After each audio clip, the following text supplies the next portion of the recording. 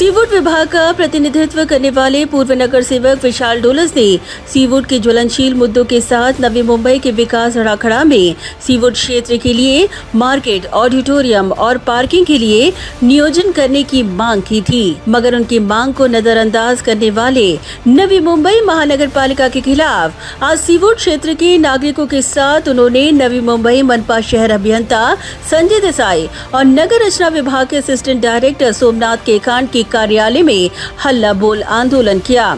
विशाल डोलस ने बेहद आक्रामक होते हुए सर्वप्रथम मनपा शहर अभियंता संजय देसाई के दालन में नागरिकों के संग घेराव कर सीवुड में डीपीएस के करीब पाम बीच रोड पर ब्रिज और सीबीएसई स्कूल में मैदान के विकास की मांग की, तो वहीं नगर रचना विभाग के असिस्टेंट डायरेक्टर सोमनाथ केकांड के कार्यालय में हल्ला बोल आंदोलन कर आक्रामक होते हुए कहा कि आगामी 5 दिनों में मंजूरी के लिए भेजे जाने वाले नवी मुंबई विकास अखाड़ा में जब तक सीवुड क्षेत्र के लिए मार्केट, ऑडिटोरियम और पार्किंग के लिए नियोजन नहीं किया जाता, तब तक नवी मुंबई डीपी प्लान को मंजूरी के लिए ना भेजा जाए, अन्यथा सीवुड की जनता के साथ आंदोलन किया जाएगा। आम्हाला सीवुड मध्ये मार्केटचा मोठा प्रॉब्लेम सतावत आहे, तसंच ऑडिटोरियमचा एक प्रॉब्लेम आहे। तर त्यांनी जे प्रस्ताव मांडलेला आहे त्याची पूर्ण ही झाली पाहिजे, अंमलबजावणी ही झाली पाहिजे असं मला वाटतं। आणि म्हणून आता विशालच्या बरोबर एक 200-300 आमच्या सीवुडमधून नागरिक आलेले आहेत। जर हे कामं नाही झाली तर पुढल्या वेळेला 1000-2000 आम्ही घेऊन येऊ, एवढंच बोलतो।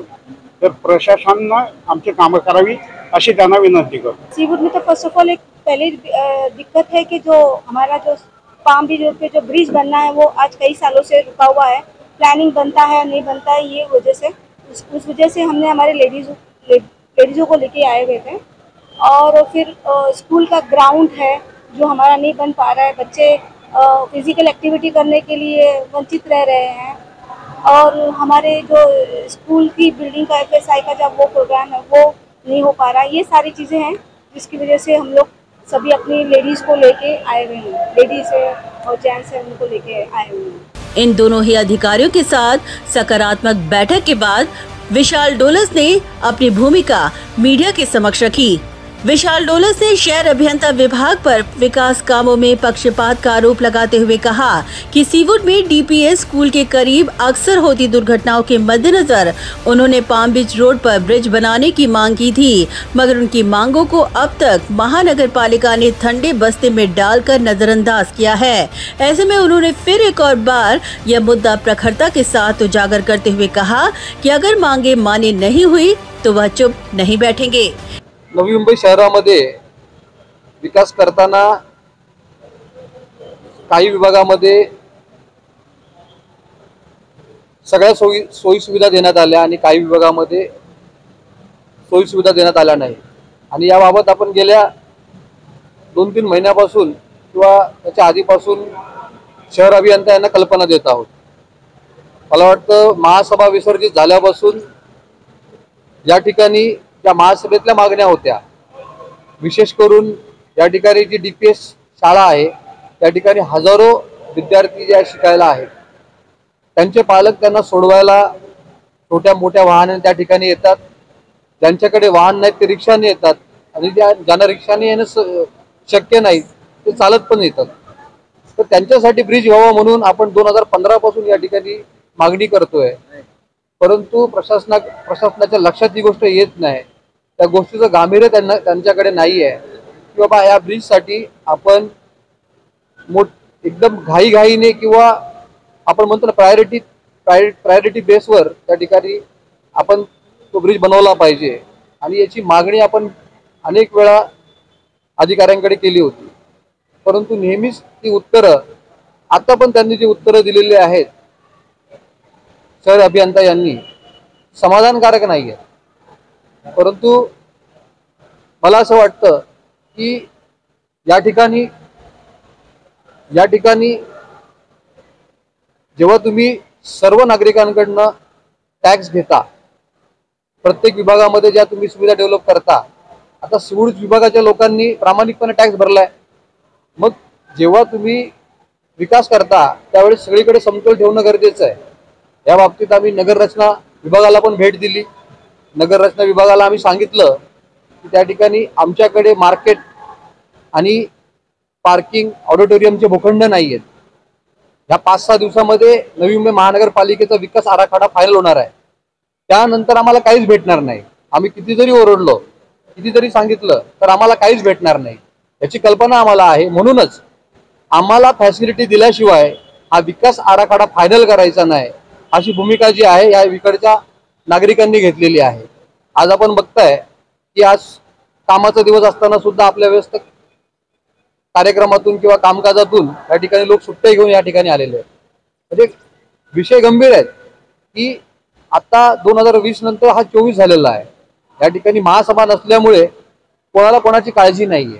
हा फक्त आम्ही एक प्रकारे इशारा दिलेला आहे। या ठिकाणी शहर अभियंता यांनी सांगितलंय की ज्या काही आमची कामं जी आहेत, जी थांबलेली कामं आहेत ती आम्ही पूर्ण करू म्हणून त्या ठिकाणी त्यांनी मौखिक जरी आम्हाला या ठिकाणी सांगितलं असेल तरी पण जर येत्या 10-12 दिवसामध्ये आम्हाला त्या बाबतीत जर तसं काय आढळलं नाही तर पुन्हा आज किती लोक आली आहेत, आज 200-300 लोक आले असतील, पण पुन्हा या ठिकाणी 1000-1500 लोक येऊन या ठिकाणी जाब विचारतील। हा त्यांचा अधिकार आहे कारण ते टॅक्स पे करतायत। आम्ही कोणतं आंदोलन करायला आलो नाही। आम्ही या ठिकाणी प्रशासनाला जाब विचारायला आलोय की आम्ही सगळ्या गोष्टी टॅक्स वेळेवर भरत असताना सुद्धा आमच्याबरोबर दुजाभाव केला जातो। तर जे या ठिकाणी नवी मुंबई महानगरपालिकेचं सध्याचं धोरण आहे हे इतर वार्डांसाठी वेगळं आहे आणि काही वार्डांसाठी वेगळं आहे। मंत्रालयातून फोन करून काही लोक कामं करून घेतात, परंतु जे सर्वसामान्य वार्ड आहेत जे सरळ जाण्याचा प्रयत्न करतात त्या लोकांना मात्र न्याय मिळत नाही।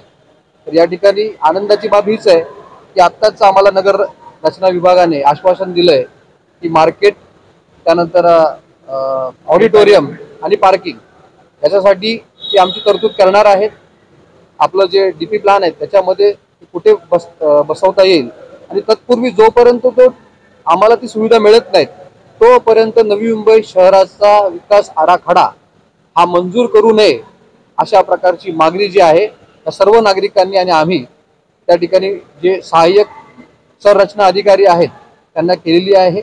इतना ही नहीं, उन्होंने सीबीएसई स्कूल में टर्फ के मैदान बनाने का मुद्दा भी प्रमुखता के साथ उठाया। त्यासोबतच या ठिकाणी अति महत्त्वाचे विषय होते, जसं टर्फ बनवलं, लहान जे शाळेतील मुलं, सीबीएसई शाळेतील मुलं आहेत त्याची फाईल बनवून वर्ष झालं पडली होती, परंतु आडमुठेपणाचं धोरण की तुम्हाला दिलं तर इतर मागतील हे जे शहर अभियंता यांचं जे विधान आहे ते हास्यास्पद आहे। जेव्हा तुम्ही 15-15 कोटीची कामं दुसऱ्या वार्डात करता, 25 कोटीची कामं दुसऱ्या वार्डात करता, तेव्हा हा विचार करता का की तेच 25 कोटीची कामं आपल्याला सिवूडमध्ये करायची आहेत, तीच 25 कोटीची कामं आम्हाला निरुळमध्ये करायची आहेत? मग असा भेदभाव का? आणि याच गोष्टीचा विरोध जो आहे हा आमच्या मनामध्ये आहे, सिवूडच्या नागरिकांमध्ये आहे। साथ ही उन्होंने नवी मुंबई मनपा प्रशासन के इन दोनों ही अधिकारियों को इशारा दिया कि अगर उनकी मांगों को मान्य नहीं किया जाता तो सीवुड की जनता के साथ आंदोलन महानगर पालिका मुख्यालय में किया जाएगा। मला असं वाटतं प्रशासनाने त्याची दखल घ्यावी आणि प्रशासनाने दखल घेतली नाही तर इथून पुढे पुन्हा 1001 लोक आणून या महानगरपालिकेत दालनासमोर त्यांच्या बसून राहण्याची भूमिका त्या ठिकाणी करू जोपर्यंत आमची कामं होत नाही। आम्ही बाहेर आंदोलन करणार नाही उन्हामध्ये, कारण ही जी महानगरपालिका आहे या नागरिकांच्या करातून बनवलेली आहे, यांचे पैसे या ठिकाणी खर्च झालेले आहेत, म्हणजे पैसे लागलेले आहेत। तर त्यामुळे आम्ही उन्हामध्ये उभं राहून आमचा वेळ वाया घालवणार नाही, या महापालिकेतच बसणार जोपर्यंत आमची कामं होत नाही, आम्ही जाणारच नाही। Bureau report, Navi Mumbai network.